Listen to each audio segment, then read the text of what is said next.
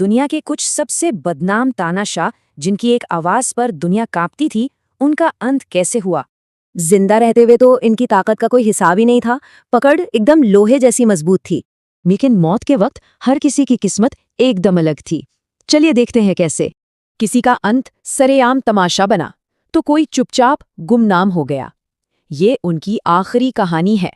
पहले बात करते हैं उन तानाशाहों की जिनका अंत उन्हीं के लोगों के हाथों सरेआम हुआ।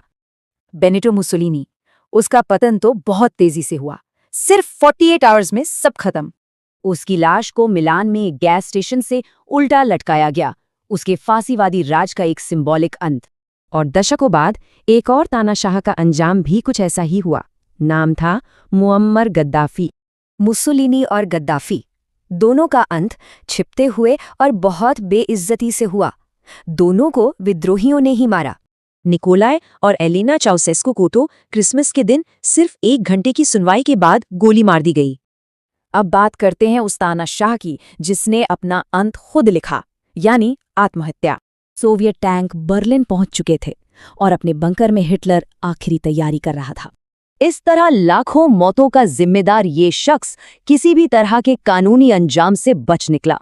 पर उन तानाशाहों का क्या, जो न पकड़े गए, न मारे गए, जो शांति से मरे? Joseph Stalin. उसके गार्ड्स की हिम्मत नहीं थी कि बिना बुलाए उसके कमरे में चले जाएं।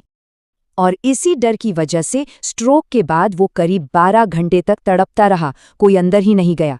कुछ ऐसी ही कहानी पोल पॉट की भी है। पकड़े जाने से ठीक पहले दिल का दौरा पड़ने से मर गया। तो ये एक पैटर्न है। स्टालिन, पोल पॉट, कई क्रूर शासक कुदरती मौत मरे बिना किसी मुकदमे के।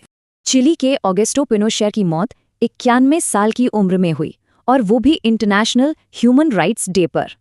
उसकी मौत की खबर से देश 2 हिस्सों में बंट गया। आधे लोग जश्न मना रहे थे, आधे मातम। तो सवाल ये उठता है कि इन अलग अलग अंजामों का न्याय के लिए क्या मतलब है? तो हमने 3 रास्ते देखे: सरेआम मौत, खुदकुशी, या फिर बिना किसी सजा के एक शांत अंत। मौत चाहे जैसी भी हो, सवाल तो फिर भी वही रहता है, क्या इसे इंसाफ कहा जा सकता है?